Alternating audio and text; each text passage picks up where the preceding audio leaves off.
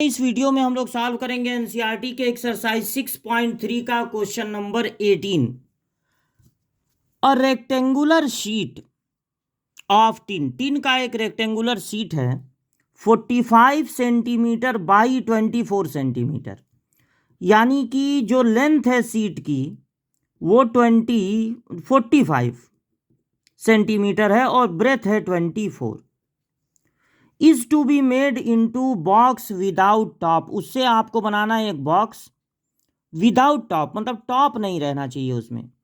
By cutting off square from each corner, हर corner से आपको स्क्वायर कट करना है, स्क्वायर कट कर देना है। And folding up the flap, और चारों तरफ से इसको मोड़ के ऊपर से खुला हुआ एक बॉक्स बनाना है।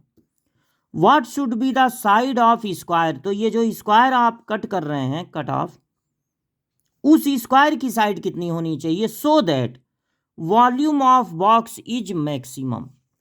अब देखिए कहानी कुछ इस तरह से है कि एक रेक्टेंगुलर शीट है, जैसे कि ये, इसके चारों कोनों से 4 स्क्वायर काट के निकाल देने हैं, चारों कोनों से 4 स्क्वायर काट के निकाल देना है कुछ इस तरह।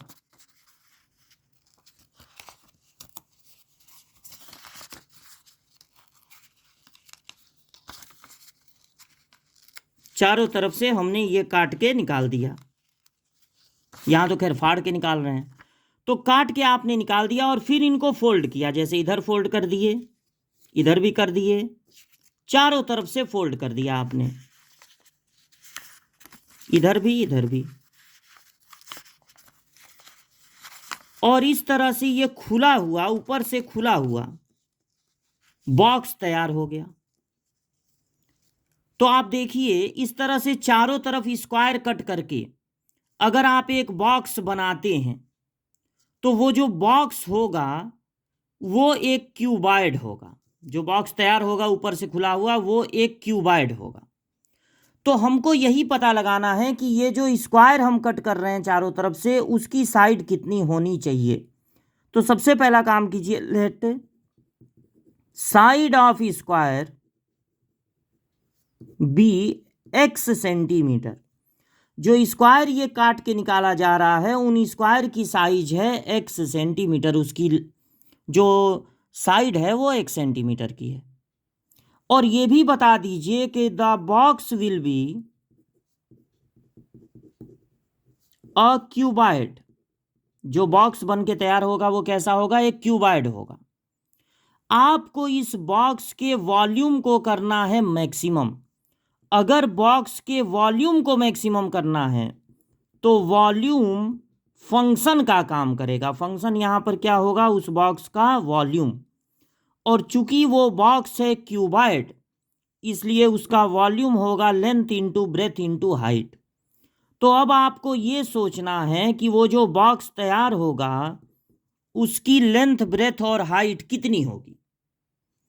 देखिए वैसे तो सीट की लेंथ है 45, लेकिन अगर आप चारों कोनों से स्क्वायर काटेंगे जिसकी साइड x है तो लेंथ में क्या इफेक्ट पड़ेगा, इधर से भी x कम होगा, इधर से भी x कम होगा। जैसे ये पूरा जो उसकी लेंथ है वो पहले स्टार्टिंग में 45 है, बट ये जो x का स्क्वायर है इधर भी x कम होगा क्योंकि ये मुड़ जाएगा, इधर भी x कम होगा क्योंकि ये मुड़ जाएगा।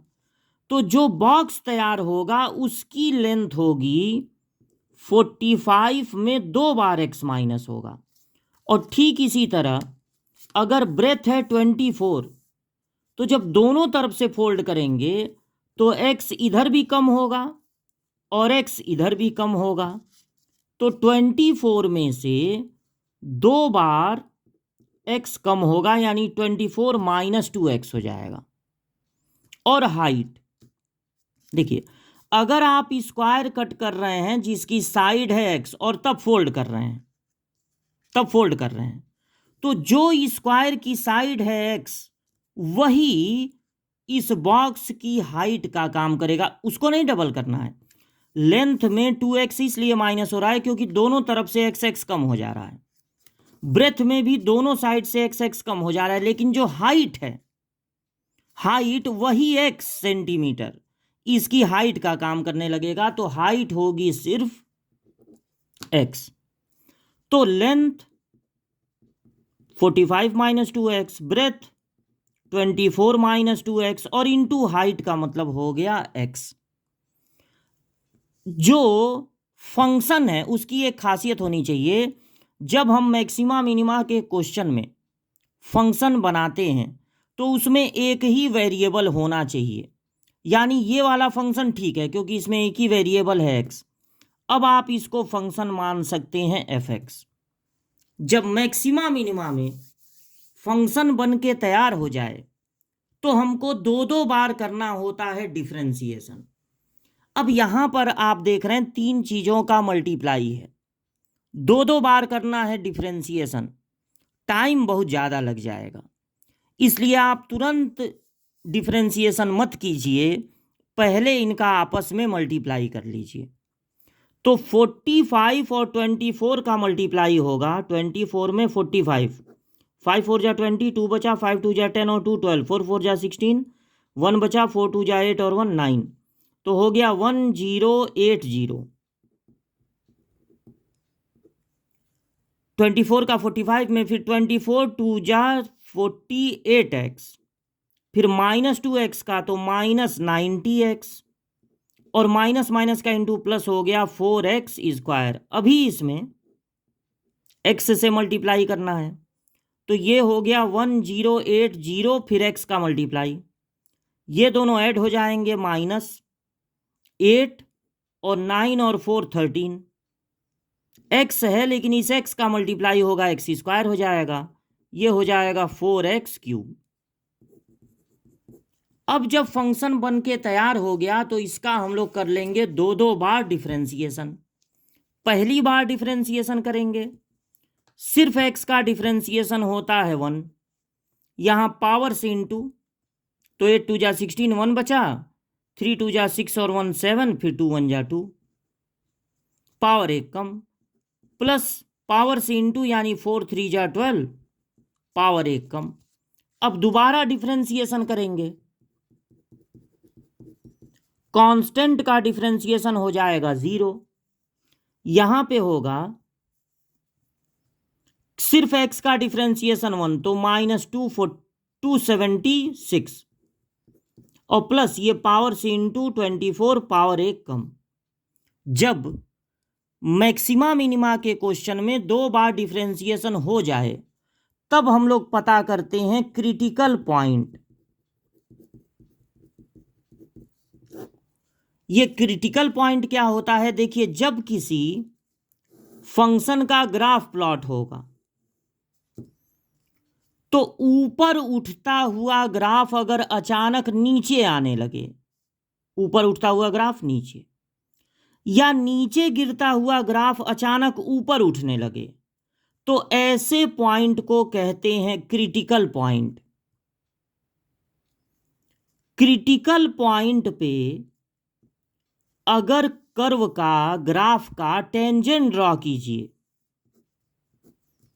तो वो टेंजेंट होता है एक्स एक्सिस के पैरेलल, इसलिए वहां पर फंक्शन का डिफरेंशिएशन 0 होता है। जब ऊपर उठता हुआ ग्राफ नीचे आने लगे, मतलब क्रिटिकल पॉइंट पे, या नीचे गिरता हुआ ग्राफ ऊपर उठने लगे, मतलब क्रिटिकल पॉइंट पे, क्रिटिकल पॉइंट पे कोई फंक्शन मैक्सिमम हो सकता है या मिनिमम हो सकता है। इसलिए मैक्सिमा मिनिमा के क्वेश्चन में क्रिटिकल पॉइंट का बहुत इंपॉर्टेंस है, और क्रिटिकल पॉइंट अगर आपको पता लगाना है तो उसके लिए फर्स्ट ऑर्डर डेरिवेटिव को, ये सेकंड वाला नहीं, फर्स्ट ऑर्डर डेरिवेटिव को कर देते हैं 0, तब वहां से जो x की वैल्यू मिलती है वही होता है क्रिटिकल पॉइंट।